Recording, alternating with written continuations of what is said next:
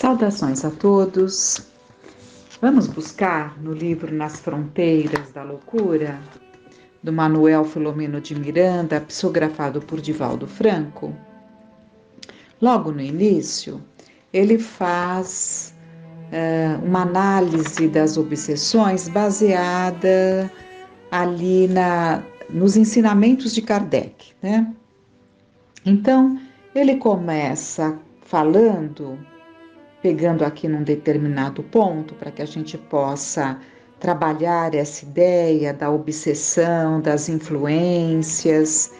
Ele cita aqui a recepção da ideia perturbadora. Então, ele coloca como um primeiro momento num processo obsessivo, para que ele se dê, que nós sabemos que as obsessões se caracterizam pela insistência de certos pensamentos contínuos, né, que nos desgastam, insistentes. Mas para que isso se dê, primeiro tem a recepção. Então ele coloca no item A, recepção da Manuel Filomeno de Miranda, recepção da ideia perturbadora. Então vamos ver. Vivendo num permanente intercâmbio consciente ou inconsciente, os espíritos, tanto encarnados quanto desencarnados, participamos das vivências no corpo e fora dele. Não apenas por processos de desforço pessoal em que os desafetos se buscam para produzirem-se males e cobranças injustificáveis, como por fatores de variada motivação, assimilam-se ideias e pensamentos pela simples sintonia de onda própria em que se situam as mentes. Então, o que está sendo colocado aqui é que para essa recepção de uma ideia perturbadora, ela não parte só daquele que de alguma forma nos envolve, buscando ali um processo de vingança. Elas acontecem por sintonia, né? Por mentes que se sintonizam na mesma onda, né? Ou seja, mentes que pensam da mesma forma, né? Que tenham, portanto, afinidades. Então, se instala muitas vezes aquela ideia perturbadora. Assaltada por vibrações negativas, a mente ociosa ou indisciplinada, aqui está o ponto, né? Por que nos deixamos levar? É a mente ociosa ou indisciplinada, viciada ou rebelde, logo registra a interferência e, porque não se ajusta a um programa educativo da vontade, recebe o impulso da ideia, permitindo-se aceitar a sugestão perturbadora que agasalha e vitaliza sob a natural acomodação dos complexos e recalques dos comportamentos pessimistas ou exaltados que são peculiares a cada qual.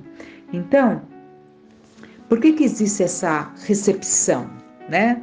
Por que somos receptivos a determinadas ideias perturbadoras? Porque não temos ali um programa educativo da nossa vontade. Porque é natural que muitas vezes sintamos ali uma interferência, mas a mente disciplinada se recompõe, se coloca ali em condições de rebater aquele pensamento que foi ali jogado, sugerido, inspirado, né?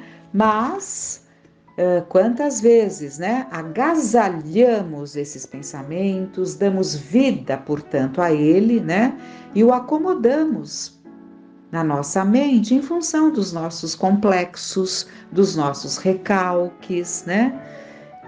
Agora, aceita a indução, uma vez que recepcionamos aquele pensamento, agasalhamos aquele pensamento, então aceita a indução, forma-se uma tomada, é como uma tomada para a ligação com a sombra em regime de intercâmbio psíquico. É uma tomada que se dá ali com vários plugs quantas vezes, né?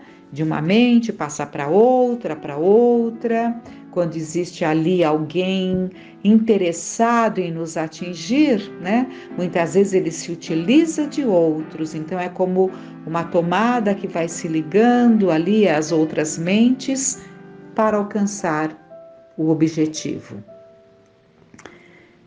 O segundo item, que é o B, seria o intercâmbio mental. Então, primeiro recepciona-se a ideia, agasalha-se a ideia, aceita-se esse processo de indução, aí parte-se para o intercâmbio mental.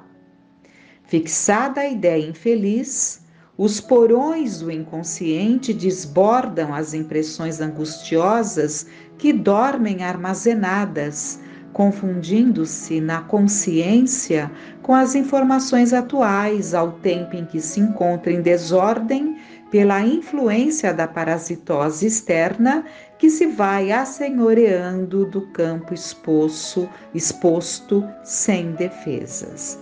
Então, fixada essa ideia, ela alcança os porões do inconsciente e começa então, né, a trazer à tona essas impressões angustiosas que estão lá adormecidas no nosso inconsciente, mas vem à tona em função dessa indução, né? Então é como algo que mexe com aquelas coisas que temos armazenadas. Então aquilo começa a vir do nosso porão, do nosso inconsciente, mas de uma forma desordenada, angustiante, não naqueles processos naturais, né, de um mergulho para um tratamento íntimo, terapêutico que devemos fazer quantas vezes buscando lá dentro de nós, né, para que trabalhemos determinadas coisas que estão aparentemente calmas, né? Mas aqui não, elas surgem, né? Elas surgem em função da fixação dessa ideia infeliz. E ele continua: por natural processo seletivo e tendo em conta as tendências, as preferências emocionais e intelectuais do paciente, a injunção produz melhor aceitação das recordações perniciosas, que servem de veículo e acesso ao pensamento do invasor. Então, o invasor vai ganhando ali as portas abertas, o acesso, em função dessa aceitação dessas recordações perniciosas. Então, nos permitimos.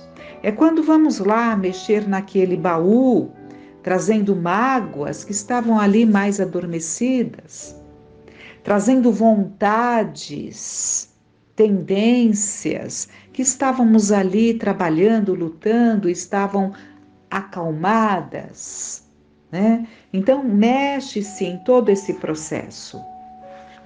A polivalência mental, em casos dessa natureza, tende ao monoideísmo, que produz os quadros da fascinação torturante e, por fim, da subjugação de difícil reversibilidade. Então, o que foi colocado aqui? Toda essa situação mental, né, tende à ideia fixa, monoideísmo, né? É uma ideia fixa. Então, fixa-se numa determinada ideia, né? Levando para uma fascinação torturante. Quantas pessoas se desequilibram abraçando ideias fixas, né? Que as fascina, né? De tão por encontrarem, são ideias que encontram naquele que alimenta a sua adesão, né? Então, quantos não passam a ter um comportamento alucinado, um comportamento alienado, sem se dar conta, abraçam ideias esdrúxulas e têm aquilo como verdades absolutas, reais, e passam a ter esse comportamento fixo nesse ponto, né? Desestruturando-se totalmente, mas sem que perceba. Por isso, chama-se de fascinação, porque a vítima, nesse caso, não percebe, né? Ela realmente abraça aquilo de uma forma total, entregue, crendo-se em total lucidez, em total razão naquilo que ela coloca como verdade. E parte-se depois, né, para a subjugação, que é quando já não se tem mais condição de lutar contra aquele quadro. A obsessão simples é parasitose comum em quase todas as criaturas, em se considerando o natural intercurso psíquico vigente em todas as partes do universo, tendo-se em vista a infinita variedade das posições vibratórias em que se demoram os homens. Estes sofrem quanto influi em tais faixas, sintonizando por processo normal com os outros comensais aí situados. Se são portadores de aspirações nobilitantes, onde se fixem, aurem maior impulso para o crescimento. Permanecendo na construção do bem, dificilmente assimilam as induções perversas ou criminosas procedentes dos estagiários das regiões inferiores. Não ficam, no entanto, indenes à agressão temporária ou permanente de que se liberam em face dos objetivos morais que perseguem, graças aos quais vibram em mais elevada escala psíquica. Aqui está colocando que muitos portadores de aspirações nobilitantes também podem acabar se deixando levar por essas influências, mas como possuem ideais nobilitantes, possuem ideais nobres, desenvolveram uma força de vontade mais efetiva, então eles podem até sofrer essas injunções, mas eles conseguem se reequilibrar, né? E não permitirem que a situação tome conta, né? Pensando aqui nesse avanço de uma obsessão para um processo de subjugação, nós podemos nos lembrar ali no livro dos Médiuns, em que Allan Kardec relata o caso de um homem que, como coloca Kardec, sabíamos que não era louco nem alienado, né?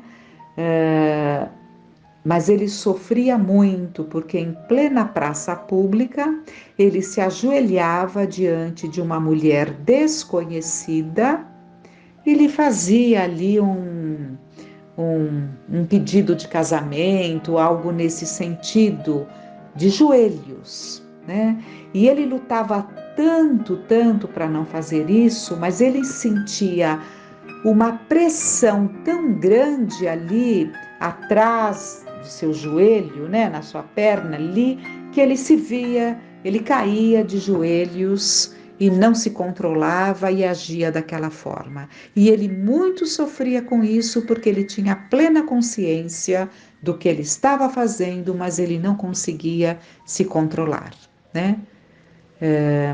Se Kardec o cita no livro dos Médiuns, é porque ele foi, e Kardec afirma que o conhecia, né?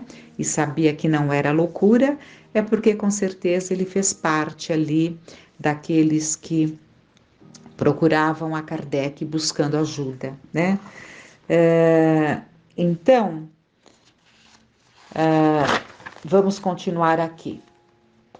Se interessados, porém, nas colocações da vulgaridade do prazer, da impiedade ou da preguiça, do vício ou da desordem, recebem maior influxo de ondas mentais equivalentes, resvalando para os despenhadeiros da emoção aturdida do desequilíbrio. Então, assim como a mente equilibrada, né, se banha de pensamentos inspiradores, de pensamentos nobilitantes, porque se afinam, os seus pensamentos se afinam com esses, porque vibra numa faixa vibratória mais superior, assim também, né?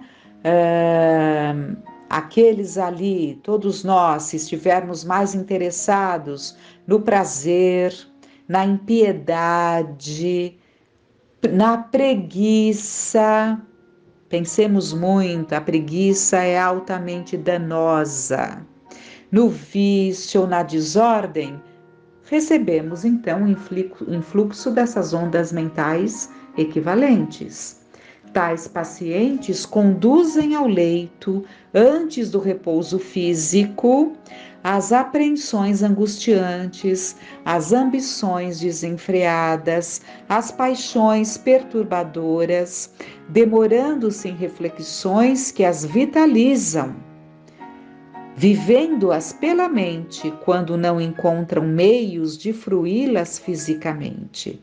Então, quantas vezes, na falta da oportunidade de concretizar determinadas coisas que temos vontade, e aquelas vontades crescem, tornam-se ideias fixas e muitas vezes não executamos por falta de oportunidade, né? Mas nós vitalizamos essas ideias, passamos a vivê-las pela mente, quando não encontramos a oportunidade de fruí-las fisicamente. Ao se desdobrarem sob a ação do sono, encontram-se com os afins. Então, aquilo que alimentamos e não executamos porque não temos ali a oportunidade, mas no processo do sono, vamos buscar os afins e executar aquilo que tanto desejamos. Então, ao se desdobrarem sob a ação do sono, encontram-se com os afins, encarnados ou não, com os quais se identificam, recebendo mais ampla carga de necessidades falsas ou dando campo aos estados anelados que mais os turbam e afligem. Necessidades falsas, necessidades que crescem muito, dentro de todas as nossas necessidades fisiológicas naturais e que devem ser atendidas todas dentro de um processo de equilíbrio, essas mesmas necessidades fisiológicas naturais que fazem parte das nossas vidas como encarnados, né? Elas podem assumir ali uma potencialidade tal, ou seja, essa necessidade pode crescer a tal ponto, levando a esses desequilíbrios, né? A esses desequilíbrios que vamos ou satisfazer aqui, como encarnados, ou buscá-los, ou continuar satisfazendo-nos em espírito, quando nos libertamos pelo sono, como ele coloca aqui. E como despertaremos de uma noite dessas, né? Nessa posição, a ideia obsidente fixada e a viciação estabelecida dá-se um intercâmbio mental. Aí, tanto do lado de lá quanto aqui, né? Estaremos ligados a essas mentes com as quais nos afinamos. Já não se trata do pensamento que busca acolhida, senão da atividade que tenta intercâmbio, mantendo o diálogo, discutindo, analisando as questões em pauta, sempre de natureza prejudicial, e que a uma pessoa sadia causaria repulsa instintiva, mas que o paciente gosta de cultivar, do que decorre a predominância do parasita espiritual que mais se acerca psiquicamente da casa mental e da vontade do seu consorte. Então, aquilo que causaria repulsa a uma mente equilibrada, na mente que agasalha e que vitaliza essas vontades, vai encontrar ali o seu consorte, né? Porque existe esse intercâmbio psíquico da casa mental, né? E da vontade daquele que não está jogando um pensamento para conquistar um espaço. Já existe um intercâmbio mental, ou seja, já existe uma busca dos dois lados, né? E se buscam e se comprazem. Então, fiquemos atentos a isso, Aqui alguns dos pontos, né, analisados dentro da obsessão, em que Manuel Filomeno de Miranda se apoia ali nos ensinamentos de Kardec, em que ele traz a obsessão, né, a obsessão simples, a fascinação e a subjugação. Então, é dentro desses apontamentos de Kardec que ele nos traz esses pontos que acabamos de ver, né? Então, o que fica para nós é o cuidado com os nossos pensamentos, cuidar da nossa casa mental. E para eliminar o lixo mental, nós temos que nos habituar a nos alimentarmos de coisas boas. Esse é o ponto. Aquele que se alimenta de coisas boas, naturalmente ele terá repulsa por certos pensamentos e certas vontades já nem o alcançam, porque ele já corta na sua formação, na sua raiz. Mas para isso exige esforço, né? Controle, boa vontade, mas tudo está na nossa vontade. Então que nos firmemos nesses propósitos, não é? E estejamos muito atentos por onde andam os nossos pensamentos. Que fiquemos em paz.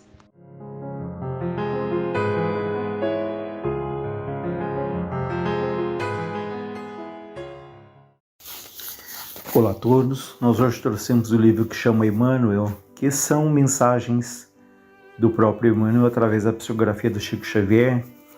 Ele fala sobre os destinos, né, no capítulo 32. Ele nos diz: não poucas vezes os preocupais nas lides planetárias com as provações necessárias que julgais excessivas para as vossas forças. Crede, né? Acreditai. O fardo que faz vergar os vossos ombros não é demasiado para as vossas possibilidades. Deus tudo prevê e, sobretudo, a escolha de semelhantes provações é uma questão de preferência individual. É frequente a vossa incompreensão a respeito desse ensinamento espiritualista. Estais, porém, entre as masmorras da carne, a vossa consciência limitada frequentemente se nega a encarar a luz em todos os seus divinos esplendores. É muito interessante esse início em que ele fala que muitas vezes nós julgamos que as provas elas são excessivas para as nossas forças, né? E quem já não se perguntou por que isso está acontecendo comigo? Eu não mereço, eu nunca fiz nada que justificasse passar por determinada situação. E ele diz aqui que essas provações elas são necessárias, não é? Por quê? Porque elas trazem ali sempre um aprendizado, sempre um crescimento, quando encaradas ali como de fato uma forma de aprendizado, né? Não como um castigo, não como uma punição de Deus. E nesse aspecto o Espiritismo é muito esclarecedor, quando ele nos alerta que se aquilo que nos acontece de mais sério, de mais impactante, se não tem a sua origem no presente, as raízes, a causa, a matriz, está ali em atitudes, em comportamentos de vidas anteriores. Há uma frase muito interessante que diz que o mundo há muitas injustiças, porém não há injustiçados. Ou seja, há muitas injustiças no mundo, sem sombra de dúvida, mas por que se diz que não há injustiçados? Porque seria atribuir a Deus uma fraqueza, um erro, um descuido, né? Então nenhum de nós passa por absolutamente nada que não tenha ali algum aprendizado, ninguém passa por uma experiência que não seja, ou uma provação que seja necessária, como ele fala aqui. Por isso se diz que há muitas injustiças, mas não há injustiçados, né? Reforçando uma vez mais, porque se dissermos que nós somos injustiçados, seria nós descremos ali da bondade, da sabedoria, da justiça divina, né? E ele fala que nós julgamos que são excessivas para as nossas forças e diz: acreditai, o fardo que faz vergar os vossos ombros não é demasiado para as vossas possibilidades. Quais são as possibilidades que nós temos, né? temos ali inúmeras, uma família, amigos, uma religião, uma doutrina que no nosso caso traz ali esse esclarecimento, esse reconforto, a prece, não é? E por que não as nossas próprias experiências armazenadas dentro de nós? Porque se já tivemos inúmeras existências, inúmeras vidas e incontáveis experiências, quanto nós já passamos, e se cultivássemos com mais intensidade a reflexão, a meditação, né? Certamente nós conseguiríamos ter mais acesso de uma maneira mais clara a essas experiências. Não uma lembrança clara, mas intuitivamente nós poderíamos ali estar em contato com aquilo que nós aprendemos ao longo de tantas e tantas vidas, né? Isso através das intuições, através daquilo que está dentro de nós, de tudo que nós vivemos, que nós pensamos, das experiências tão ricas, ora felizes, ora difíceis, mas que certamente trouxeram aprendizados. Ele continua dizendo: Deus tudo prevê, e sobretudo a escolha de semelhantes provações é uma questão de preferência individual. É frequente a vossa incompreensão a respeito desse ensinamento. Então Deus tudo prevê e muitas vezes, na grande maioria das vezes, aquilo que nós passamos faz parte das nossas escolhas, porque do outro lado nós temos uma visão muito mais clara, muito mais ampla, e tendo essa visão muito mais ampla, muito mais cristalina, nós sabemos, com a ajuda naturalmente dos espíritos orientadores, sabemos o que precisamos nessa vida. Então, muitas vezes, nós passamos por situações aqui que nós pedimos. Alguém pode falar: poxa, mas eu não sou louco de ter pedido pelo que eu passo, né? Mas, de novo, do outro lado a nossa visão é assim mais ampla e sentimos a necessidade, né? E talvez até o desejo de fazer essa reparação aqui na Terra, passando por essas experiências que, se de um lado elas são difíceis, elas são dolorosas, do outro lado elas trazem ali o crescimento, nos tiram ali da letargia, nos tiram do comodismo, né? Despertam em nós sentimentos e atitudes até então desconhecidos, né? Então, a alegria nos traz ali muito aprendizado, mas a dor também, muitas vezes é ela quem nos tira ali do comodismo mesmo, né? Nós podemos ter uma forte tendência ao quê? A ficarmos tranquilos quando tudo vai bem, né? A não darmos a importância que as coisas merecem, a não nos ligarmos a Deus, à espiritualidade. Então são momentos ali difíceis que nós buscamos ajuda, buscamos o socorro, nos voltamos para Deus, nos voltamos para nós mesmos, né? E com isso nós crescemos, nós nos tornamos mais fortes depois ali daquela tempestade. Então ele diz que estáis entre as masmorras da carne, a vossa consciência limitada frequentemente se nega a encarar a luz em todos os seus divinos esplendores. Aquilo que foi dito, que nós estando aqui, presos aqui à matéria, num corpo de carne, nós acabamos tendo o quê? Uma visão fragmentada, uma visão parcial. Por isso é que é tão importante a nossa reflexão de sabermos quem nós somos, né?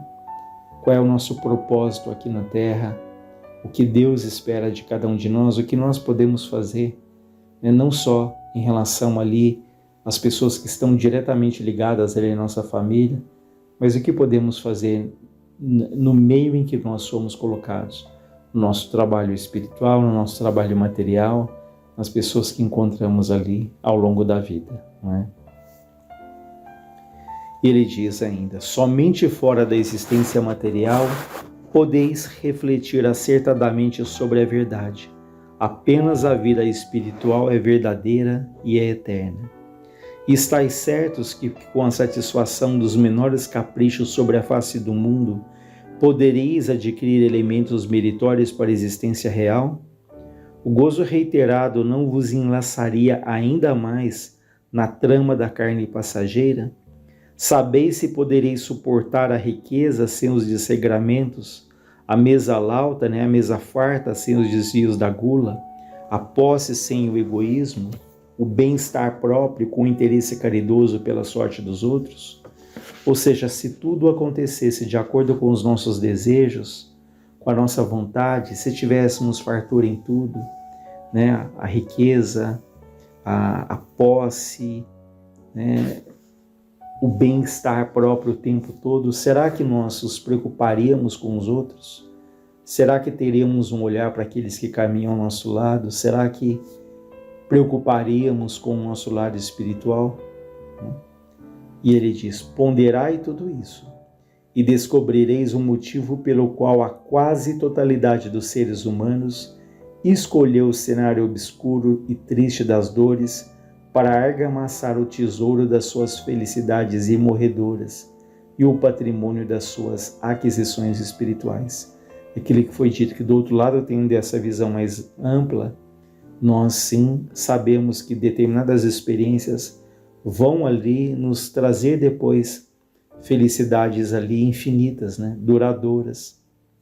Não só aquelas passageiras, fugidias ali de alguns momentos, mas aquela felicidade da consciência tranquila, né? A felicidade do bem feito, a felicidade do autocontrole, do autodomínio, né?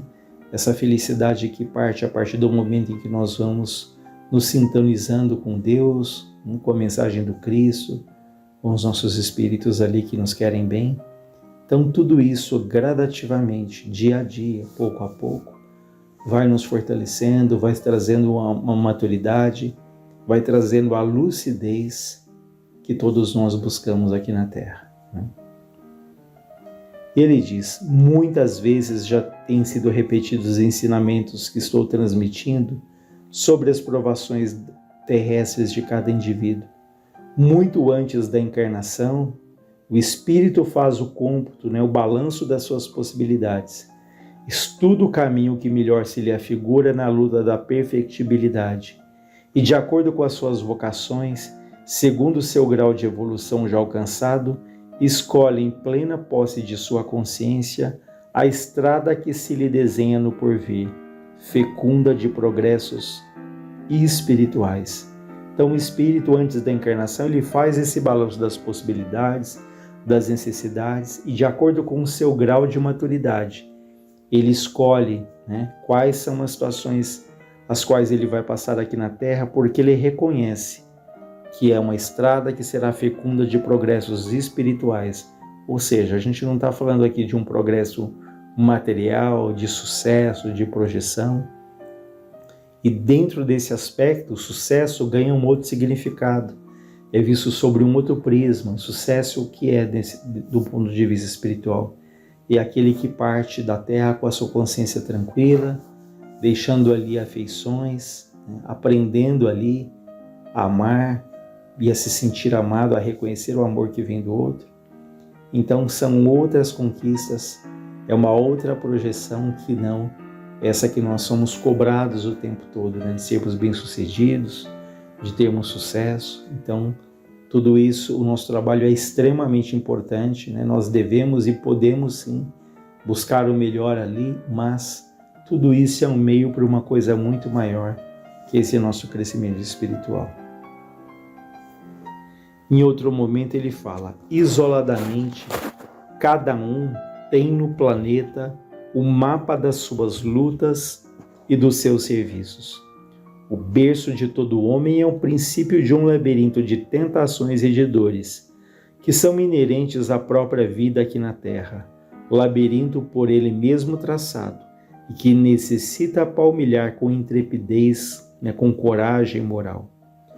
Portanto, qualquer alma tem o seu destino traçado sob o ponto de vista do trabalho e do sofrimento, e sem paradoxos, tem de combater com seu próprio destino, porque o homem não nasceu para ser vencido.